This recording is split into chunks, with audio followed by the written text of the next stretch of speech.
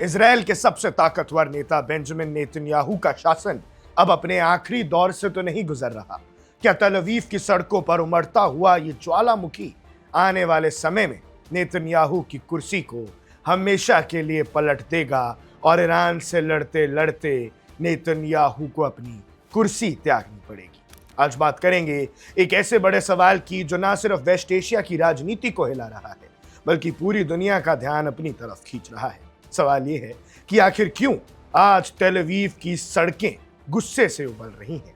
क्या वहां सच में कोई टोटल कियोस या शहर का ब्रेकडाउन हो गया है, या फिर ये एक बहुत बड़े पॉलिटिकल और पब्लिक सुनामी की शुरुआत है? आइए इस पूरी कहानी को शुरुआत से समझते हैं कि कैसे ईरान से लड़ते लड़ते अब तेल अवीव में शासन पलट सकता है। दोस्तों, आज की डेट में तेल अवीव की तस्वीरें बिल्कुल अलग कहानी बयां कर रही हैं। हजारों की तादाद में आम नागरिक, परिवार और वो लोग जिन्हें अपने इस लंबे खिंचते हुए युद्ध की भेंट चढ़ाया गया है, सभी सड़कों पर उतर आए हैं।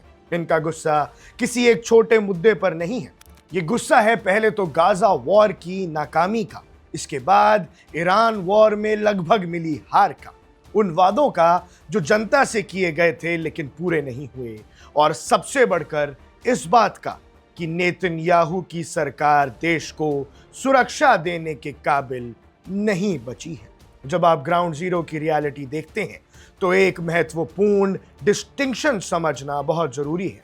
सोशल मीडिया पर कई तरह की अफवाहें भी उड़ रही हैं कि तेल अवीव में टोटल क्योस मच चुका है, पूरा शहर जल रहा है, खत्म हो रहा है और नागरिकों का कंट्रोल पूरी तरह से छूट चुका है।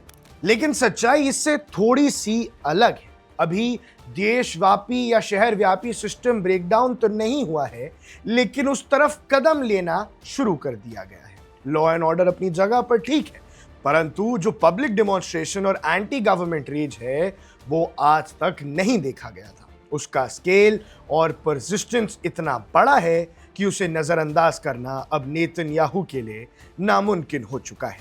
लोगों का कहना साफ है कि ये लड़ाई अब सिर्फ एक पॉलिसी या एक मिलिट्री एक्शन के खिलाफ नहीं है, बल्कि ये पूरे देश की दिशा और दशा के खिलाफ है। जनता के बीच अब आम विचार बन चुका है कि नेतन्याहू का शासन केवल अपनी पॉलिटिकल सर्वाइवल यानी कुर्सी बचाने के लिए चल रहा है, ना कि आम नागरिकों की भलाई के लिए, ना कि इजराइल की भलाई के लिए। और इस आग में घी का काम कर रहा है ईरान के साथ चल रहा वो तनाव और रीजनल सिक्योरिटी का खतरा, जिसमें आम इजरायली खुद को पहले से ज्यादा असुरक्षित महसूस कर रहा है।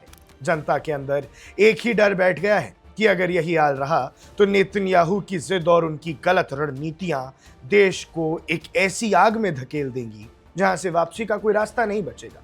आम लोगों के दिल में अब ये बात घर कर चुकी है कि नेतन्याहू की कुर्सी खतरे में है, और अगर अभी आवाज नहीं उठाई गई तो नेतन्याहू का ये शासन देश को बर्बाद करके रख देगा।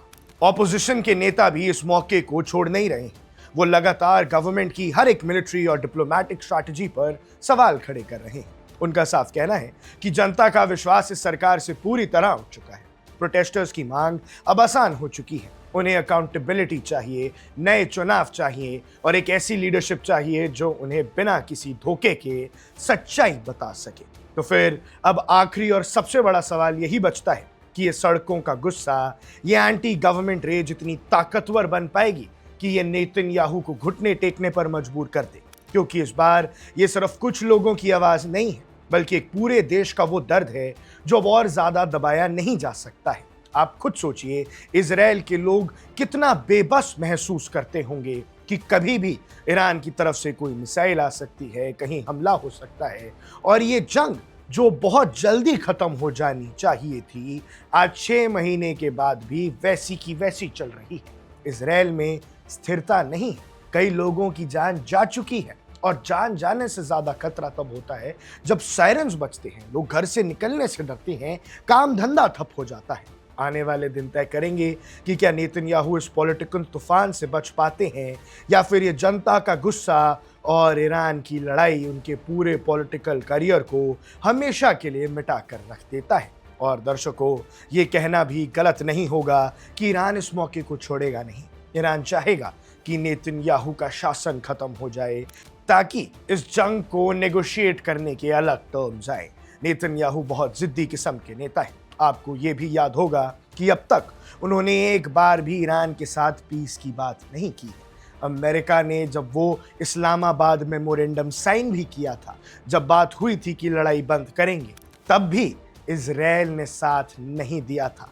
तब भी इजराइल ने कहा था कि हम लड़ते रहेंगे और इजराइल ने लेबनान पर अपने हमले जारी रखे थे। इजराइल ने, नेतन्याहू ने डोनाल्ड ट्रंप की बात मानने से इनकार कर दिया था और अब ये भी चर्चा चल रही है कि डोनाल्ड ट्रंप को भी शायद अब नेतन्याहू पसंद नहीं है और वो इजराइल में किसी और की सरकार के बारे में सोच सकते हैं। हालांकि ये कॉन्स्पिरेसी थ्योरी है, इसकी अभी पुष्टि नहीं कर सकते कि डोनाल्ड ट्रंप क्या चाहते हैं, लेकिन दर्शकों, आप अगर डॉट से डॉट कनेक्ट करें तो बात दिखती है। इजराइल ने अमेरिका की बात नहीं मानी। इस जंग में अमेरिका को एक ऐसी जगह लाकर खड़ा कर दिया जहां दुनिया के सामने उसकी बेइज्जती हो रही है। ट्रिलियंस ऑफ डॉलर्स खर्च हो चुके हैं और नेतन्याहू ने अपनी जिद नहीं छोड़ी है। इसीलिए लोग ये मान रहे हैं कि ईरान का भी खेल हो सकता है, यूएस का भी खेल हो सकता है और कई लोगों का ऐसा भी मानना है कि अब इजराइल भी इस जंग को नहीं चाहता। इजराइल भी चाहता है कि तरक्की की बात हो, देश आगे बढ़े, ना कि पीछे मुड़ के लड़ाइयों की तरफ देखे। ऐसा कई इजरायली जनता का भी मानना है। पर आपकी जो भी राय है, आपको जो भी लगता है, हमें कमेंट सेक्शन में जरूर बताइएगा। अब देख रहे हैं वन इंडिया, मैं हूं आकाश Kaushik. Subscribe to One India and never miss an update. Download the One India app now.